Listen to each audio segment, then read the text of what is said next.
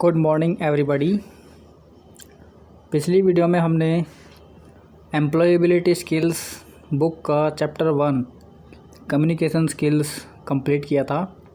आज हम इस वीडियो में इस बुक का chapter number 2 self management skills पढ़ेंगे। तो चलिए शुरू करते हैं chapter number 2 self management skills.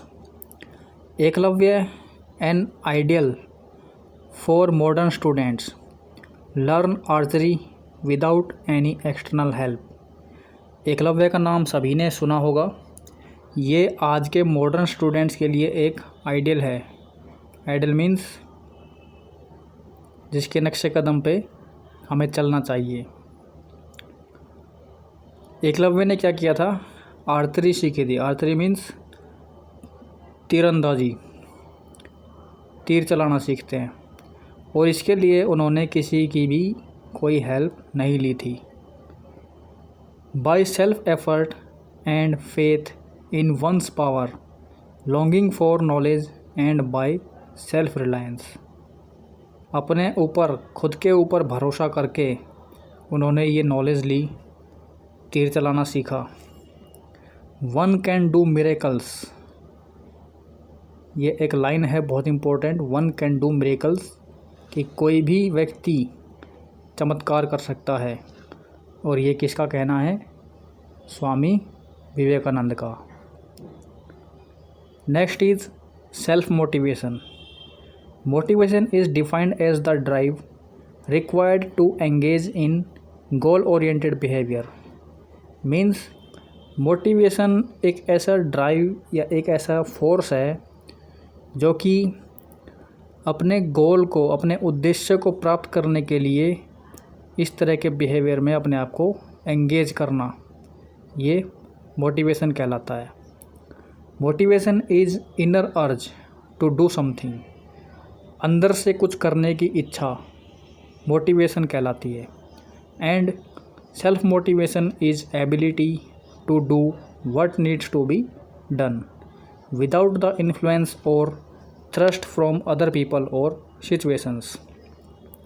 और सेल्फ मोटिवेशन अपने अंदर वो काबिलियत, वो एबिलिटी है, जो काम हमें करना चाहिए उसको करने के लिए खुद से प्रेरित होना, ना कि दूसरे लोगों के द्वारा। Self motivated individuals are asset to the world, their country, their families and to themselves. जो लोग सेल्फ मोटिवेटेड होते हैं, खुद से प्रेरित होते हैं, वो इस दुनिया के लिए एक एसेट है। एसेट मीन्स संपत्ति, पूंजी। वो अपने देश के लिए, अपने परिवार के लिए और स्वयं खुद के लिए भी एक संपत्ति होते हैं। Self motivated individuals practice righteousness, means what needs to be accomplished shall be done. Self motivated जो लोग होते हैं वो प्रैक्टिस करते हैं अपने सही गोल की तरफ, जो उन्हें करना चाहिए वो उसको पूरा करते हैं। Self motivated people have elevated spirit. जो खुद से प्रेरित लोग होते हैं वो अपनी आत्मा को ऊपर ऊंचा उठा के रखते हैं। एंड फुल ऑफ पॉजिटिविटी, और अपने अंदर सकारात्मक विचारों को भर के रखते हैं।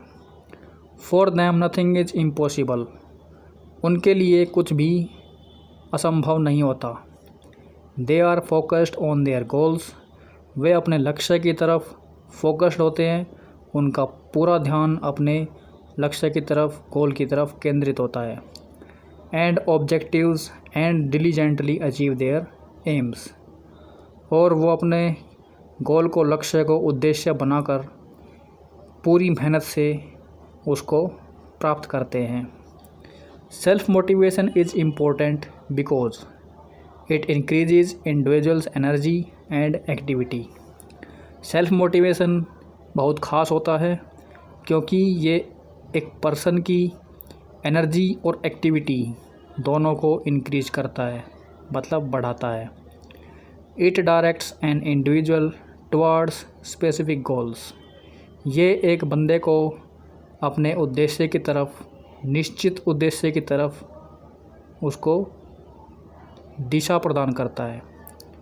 It results in initiation and persistence of specific activities.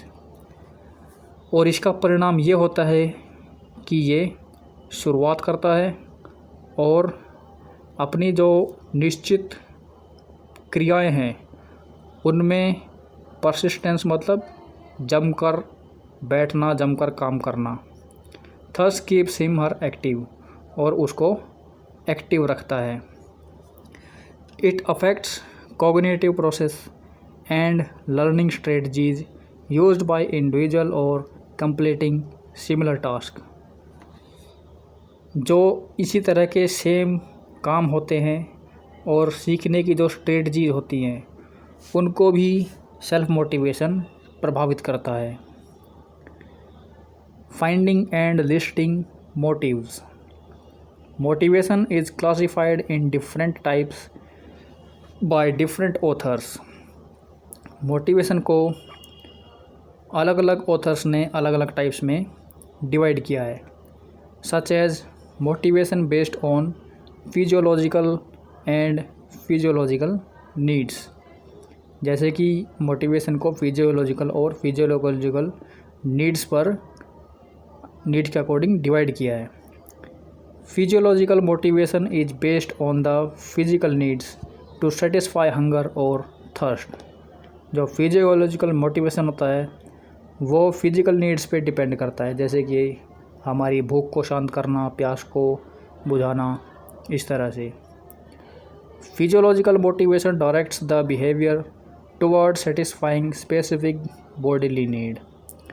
Physiological behaviour जो है वो पर्सन को दिशा प्रदान करता है कि वो अपनी बॉडी के जो भी इच्छाएं हैं उनको सेटिस्फाई करे, पूरी करे। Physiological motivations can be guided by need for achievement and need for affiliation. Physiological motivation जो है वो गाइड करता है कि अपनी नीड को किस तरह से प्राप्त किया जाए। The need for achievement is a social form of motivation involving a competitive drive to meet the standards of excellence. Need for achievement मतलब प्राप्ति की ज़रूरत एक ऐसा सामाजिक रूप है जिसके अंदर कंपटीशन होता है और लोग अपने आप को एक्सीलेंस मतलब अपने आप को निपुण करते हैं, अपने आप को निपुणता वाले स्टैंडर्ड तक पहुंचाते हैं। The need for affiliation involves the need to seek and enjoy close and cooperative relationships. ये न केवल ज़रूरतों को पूरी करता है बल्कि आपसी रिश्तों को भी मजबूत करता है।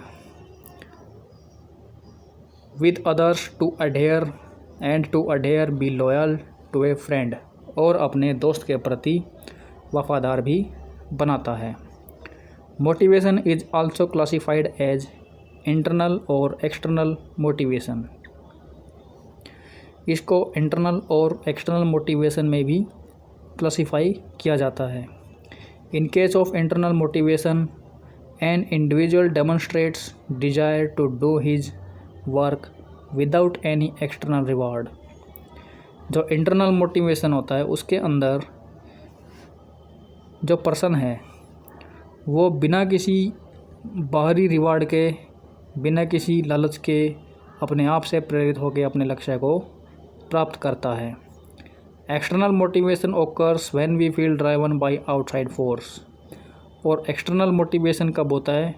जब हमें किसी दूसरे से प्रेरित किया जाता है, कोई दूसरा आदमी हमें प्रेरित करता है, हमारे अंदर की एनर्जी को जगाता है और वो हमें दिशा प्रदान करता है कि हमें क्या करना चाहिए और कैसे करना चाहिए।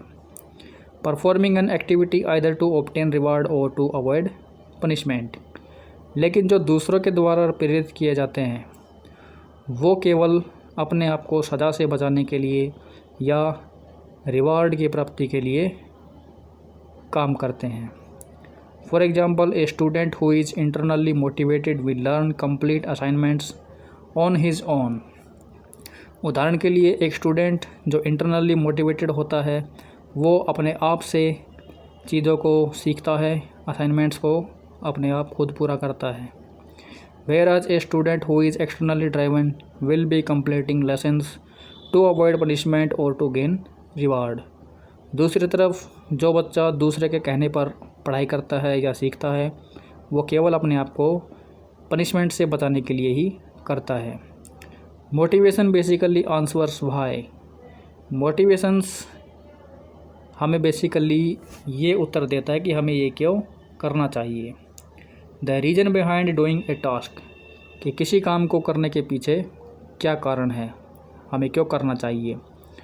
A person may be internally और externally motivated as a person in different situations और may be driven by physiological and psychological needs.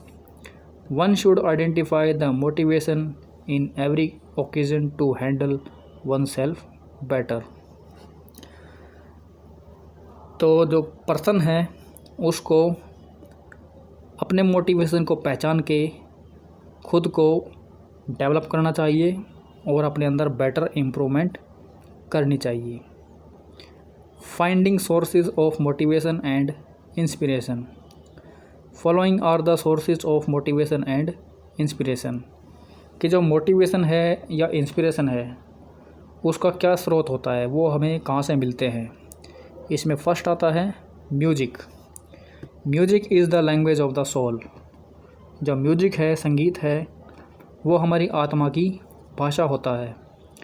A good inspiring piece touches everybody's heart and can help create miracles. जो एक अच्छा music होता है वो हर एक बंदे के हार्ट को, दिल को टच करता है और उसको चमत्कार करने में हेल्प करता है। नेक्स्ट सोर्स है books. Books are said to be best friends. किताबों को हमारा सबसे अच्छा मित्र कहा जाता है। They expand our horizon of thinking. Horizon means क्षितिज। क्षितिज उसको बोलते हैं जहाँ धरती और आसमान मिलते हुए दिखाई देते हैं। तो ये हमारे सोचने का जो दायरा है, जो एरिया है, उसको एक्सपेंड करते हैं, मीन्स बढ़ाते हैं। They help us visualize the unknown and uncharted territories beyond our capacities। और ये हमें उन चीज़ों को देखने में हेल्प करते हैं जो हमारी कैपेसिटी से बाहर होते हैं, परे होते हैं। Books about heroic acts, inspiring lives and stimulating creativity help readers move beyond their routine lives। किताबें किसी हीरो के बारे में या किसी लाइफ को, ज़िंदगी को इंस्पायर करती हैं, वो हमारे रूटीन लाइफ से कुछ अलग करने के लिए प्रेरित करती हैं। Next source is activities. Engaging in positive and skill enhancing activities keeps our spirits high. इस तरह की एक्टिविटी जो हमें पॉजिटिव रखे और हमारी स्किल्स को बढ़ाए, वो हमारी आत्मा को भी ऊंचा रखते हैं, यानी हमारे उद्देश्यों को, हमारे विचारों को ऊंचा रखते हैं। Competitions, games, simulations, interviews for various committee positions are found to encourage, motivate and inspire students. Competition होते हैं लोगों के बीच, बच्चों के बीच, गेम्स खेले जाते हैं और ये उनको उत्साहित करते हैं कि वो पोजीशंस प्राप्त करें, फर्स्ट, सेकंड, थर्ड इनाम लेके आए। मोटिवेट होते हैं इससे वो और इंस्पायर होते हैं। Next source is expensive thoughts. Thinking and discussing big and positive ideas motivates us to reach to our highest potential. Expensive मतलब जो दायरे से बाहर सोचे, इस तरह की सोच जो होती है वो क्या करती है कि हमारे पोटेंशियल को, हमारी जो क्षमता है उसको बढ़ाती है। हमारे गोल को, उद्देश्य को प्राप्त करने के लिए हमारी क्षमता को बढ़ाते हैं, साथ ही हमारे अंदर पॉजिटिव आइडियाज़ भी ले कर के आते हैं। Next is living in the present. Being present where we are rather than where we are not bring in peace and calmness in our life. कि अगर हम प्रेजेंट में जीते हैं तो इससे क्या होता है कि हमारी लाइफ के अंदर शांति आती है। ए काम and peaceful mind can help us achieve wonders. और एक शांत दिमाग जो है चमत्कार करने में सफल होता है। This quality of being aware and conscious of one's self in present moment is also called mindfulness. और ये जो क्वालिटी होती है शांति में कुछ अचीव करना, ये कुछ चमत्कार करने में हेल्प करते हैं और इसको माइंडफुलनेस बोलते हैं। Mindfulness helps students to pay attention, reduce stress and helps promote thoughtful approach towards life. जो माइंडफुलनेस है मीन्स प्रेजेंट में जीना, शांति से जीना, ये स्टूडेंट्स को ध्यान एकाग्रित करने में और उनकी चिंताओं को कम करने में बहुत हेल्पफुल होते हैं। नेक्स्ट इज़ ड्रीमिंग बिग, मतलब बड़े सपने देखना। Dreaming big is a journey not a destination. बड़े सपने देखना एक यात्रा है, ना कि डेस्टिनेशन मीन्स गंतव्य। Dreaming big helps us to be mentally prepared to take that big leap forward. बड़े सपने देखना हमें मेंटली प्रिपेयर करता है, मानसिक रूप से तैयार करता है कि हम कुछ बड़ा अचीव करें। Only when we aim high we will be motivated to work hard and achieve big things in life. जब हमारा उद्देश्य ऊंचा होगा, हमारा लक्ष्य ऊंचा होगा, तभी हम मोटिवेट होंगे मेहनत करने के लिए और अपनी लाइफ में बड़े लक्ष्यों को प्राप्त करने में। नेक्स्ट आपका personality types, traits and disorders. ये हम अगली वीडियो में कवर करेंगे। आज की वीडियो में हम यहीं तक पढ़ेंगे। उम्मीद है कि आपको पढ़ाया हुआ सब अच्छे से समझ आया है। और यदि कोई डाउट, कोई क्वेश्चन मन में होता है तो आप मुझे कॉल करके पूछ सकते हैं। Thank you very much.